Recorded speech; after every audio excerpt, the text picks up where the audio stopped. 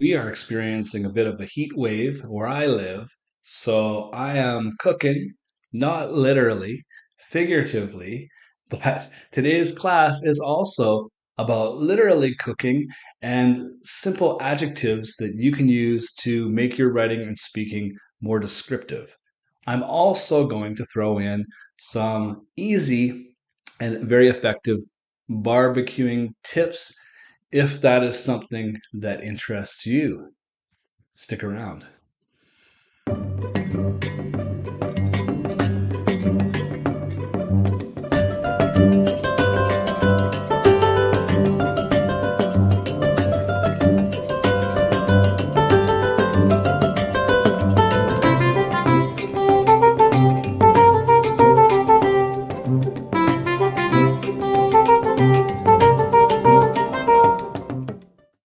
Welcome, one and all, to the channel. My name is Kevin. I'm a teacher and a writer. These classes are all about increasing your English speaking and writing proficiency through little tips and tricks that I've been building up for nearly 20 years of teaching.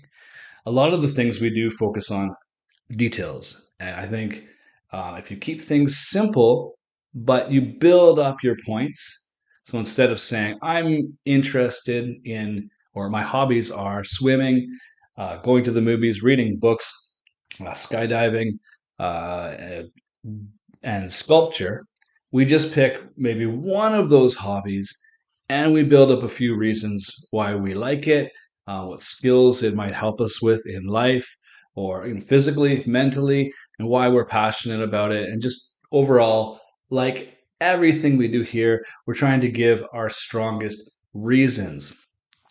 One really simple tip that is great for anybody at any level is if you don't know what to talk about for any topic, you really can do three things to give your best reasons. One, keeping it very simple, you can say if you like or dislike it. Another method is to just focus on advantages or disadvantages, right? Things that are good or bad about that particular topic. And finally, you can always express reasons by sharing how you feel about something. So keep those things in mind, and I'm sure they will help you. If you're interested in any information about my upcoming publications, I have a picture book about 60% done and a couple other projects that I seem to always say are coming, are coming, are coming. But anyway, slowly but surely, we take steps towards our dreams, and I'm looking forward very much to sharing my writing with you soon. You can check out any details on that as well as my classes, www.kevindonor.com. And as always, if this video gives you any benefits, by all means, give that subscribe button a click. Your support does mean a lot to me.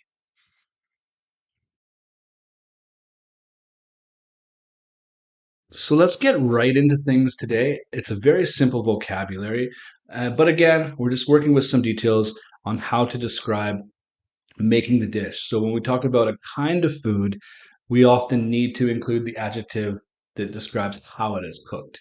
Okay? It's important also to remember that if we're cooking something in the oven, we can be baking it or we can be roasting it. It's the same method of cooking, but we tend to use the different word choice for different context. Specifically, we bake desserts and bread, and we roast meat. Let's just go through some of these words together. Beef, chicken, lamb, pork, uh, lamb, otherwise known as mutton, broccoli, spinach, you may know those words, chili, garlic, boil, fry, steam, bake, barbecue. Beautiful. What I want you to do is basically look at the picture and just talk about how this particular dish is prepared. That's our focus for today, building details on how we cook something. Short but sweet, yet essential information. This is a kind of dumpling, actually, and it's called dim sum. It originates from the south of China. What do you think? How do we prepare dim sum? Yes, you're right. We can steam dim sum. Absolutely. That's really the only way to cook it is to steam it. And these, I'm from Canada, and I believe butter tarts are from Canada. And yes, we can bake butter tarts. What do we boil most commonly? Vegetables, for sure. Don't boil them too long, they get all mushy and lose their nutrients. The first barbecuing tip I want to give you right now is because the season is here. And for me, every season is barbecue time. I barbecue all year round. But if you are going to barbecue potatoes, you really need to keep in mind that you cannot just simply wrap them in foil or put them in like a veggie tray and throw them on the barbecue. They will take forever and a day. What you need to do is what we call parboil them. And that just means you boil the potatoes until they are basically cooked. You could stick a fork right through them. And then after that, they're good to give them your whatever seasoning you like to give them, some olive oil, butter, any way you want to go. I kind of do like a butter and herbs combination or like a garlic butter with like paprika, that style. So one of two ways. Let's continue. We can fry eggs, sure, easy, but keep in mind, eggs are quite versatile and everyone likes their eggs in different ways. Do you like your eggs over easy, which is what you see here? Oh, that's not over easy. That's sunny side up. You flip it, it's called over easy. Do you like your eggs scrambled, poached, boiled? Lots of ways, to prepare eggs. All right, we can barbecue lots of different things. Meat, vegetables are all awesome on the barbecue. Maybe even some fruits like pineapple, perhaps. And we can also say grill. So we can grill some chicken. And that's an important word too. So if you're not a native English speaker and you're driving around Europe or North America and you see the word, bar and grill, it's important to recognize that that is a barbecue restaurant. Okay, so what is a very healthy way to prepare food? I have worked with chefs before when I lived in Vancouver, up in Burnaby Mountain Park. The panoramic view of the city, a very gorgeous location. And they always like to steam their vegetables, and they said that to cook it to the bite. And another reason that steaming your vegetables is maybe the way to go is because they maintain all the vitamins and nutrients. Whereas if you boil them, potentially they lose more. So, steamed broccoli, steamed spinach, or any steamed vegetable is very healthy. I think barbecued anything is pretty easy. You just toss it on the grill. And I'm going to give you my other barbecue tip right now that is money in the bank if you're not sure. Sometimes it's like, oh, I don't want to undercook any kind of meat. Um, that's a big fail, and it's potentially hazardous for your guests. So how do you know? How do you really know if the meat is cooked without cutting into it? Because that's kind of a cheat. What I do is this really, really simple. I put my meat 45 degrees on the grill, unless it's a hot dog. But for anything else, 45 degrees. And then I turn it 45 degrees. So for each 45 degrees, I maybe wait about 5 minutes, right? Oh, that's another good point. Don't have your barbecue cranked to the fullest heat at all. I like to keep mine like half. Preheat it to about 200 degrees, turn it down to half. 45 degrees, 45 degrees, flip it and do the same. 45 degrees for a few minutes, 45 degrees. And once you see those grill lines there, you're generally done. Another tip to actually to know is to feel the palm of your hand. So you have a medium. This is medium. That's what medium feels like right there beside your thumb.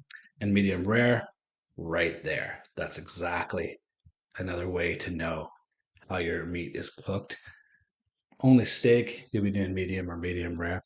Everything else you want just to be cooked. What is difficult to make? I think anything that's braised or takes a while on the oven can be difficult if there's a lot of steps to it. Some casseroles are really easy. You just throw everything together and put it in the oven. Um, Anything with a lot of steps. One of the most important things about cooking really is just the timing and the amounts of things. If you put too much or too little, you will ruin the recipe. And again, if you're cooking something for too long, so the temperature that you're cooking at, those two things are really important, really, really essential. What's my favorite? Oh my goodness, that's an impossible question. I love fried noodles, and I'm just gonna say that off the top of my head. At the same time, I love barbecued hamburgers. I make my own patties. Daily exercise today. You can just talk about how a dish is prepared if you want. Something really, really simple. I think that's simple is key for us. Just we want to remember to be building the details about everything. Um, and that's really important. If you want to talk about your favorite dish, how it's cooked, or how to make your favorite dish in like a few different steps, um, that would be fine as well. So whatever you like to do to practice your English, it's like anything. The more you do it just naturally on a daily basis, the more you will improve, become more fluent, and start to increase your vocabulary as well. And those are all really good things. Studying English or any kind of language, I think it's really just a never-ending journey, honestly. And I know that I have that on my website. It's not a cliche. I'm a teacher, but I'm also a student. I love to learn, and I'm always learning new things. And I think that's um, what having positive attitude about learning is all about. That you're constantly growing and gaining things. And it's just a wonderful way for language to enrich your life and you have fun with it. You have more words and ways to communicate. You develop your own style. And these are all really, really excellent, excellent things for sure. Thank you so much for checking out our little video. Keep it right to the point, tie it up in a tiny bow. If you have any questions, um, questions or comments, concerns, what have you, leave them for me and I will definitely get back to you soon. And yeah, just keep on practicing and keep on and think about things, think about any opportunity to speak or to write as a way for you to include those W's of journalism, include those details, and try to evoke and stir up feelings in your listeners. Thank you so much, guys, and we'll see you soon. Take care.